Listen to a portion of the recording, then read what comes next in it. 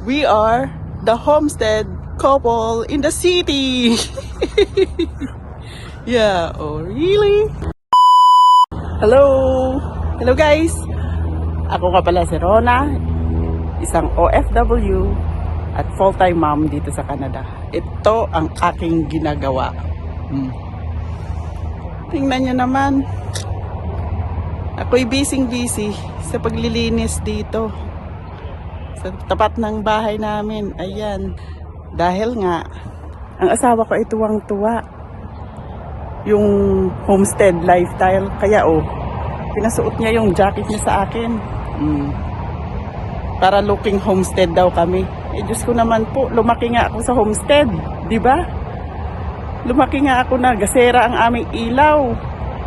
At manguha ko muna ng kahoy bago makakain, panggatong. Ayun siya, busy rin.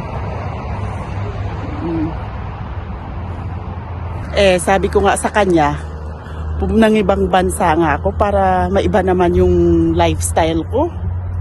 Para naman sa kanya, tuwang-tuwa pala siya na ma-experience yung buhay homestead. We are the homestead couple in the city.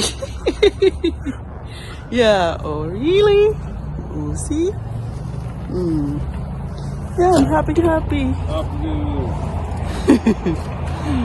Homestead couple, ayan. Enjoy na enjoy. Hey, come with me, I want to show you. My God! Ayun. Sama pa daw ako sa kanya at may ipapakita. Ano kaya iyon? Homestead. Homestead in the city.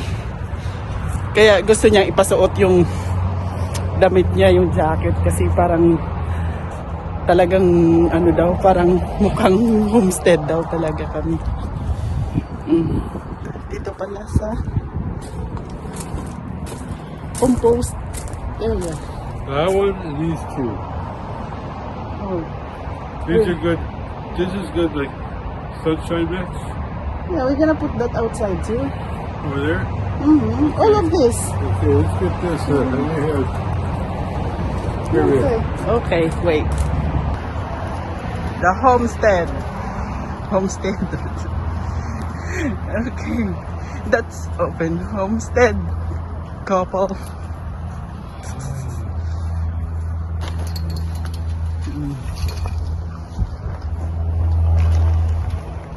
See?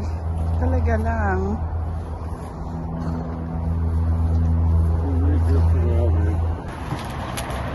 Ayan. Todo trabaho.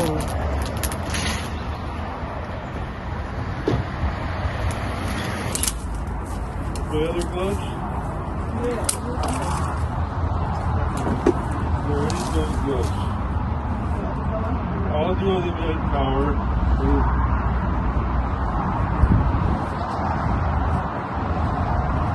They're still here.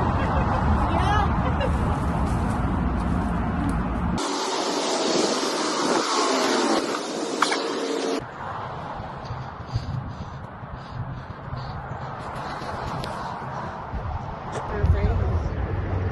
Get it?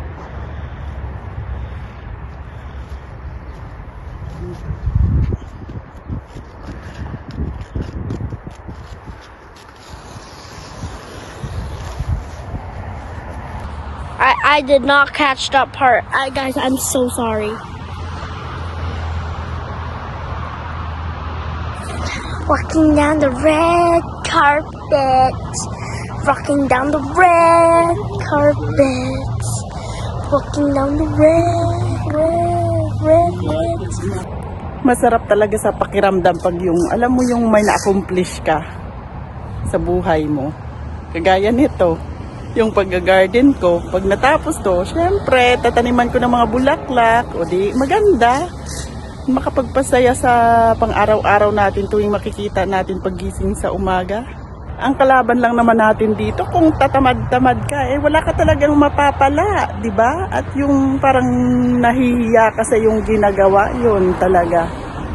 Pero kung nag-i-enjoy ka, pagkatapos talagang mas masaya ang pakiramdam, di ba? Kaya, be happy and stay healthy. Bye-bye!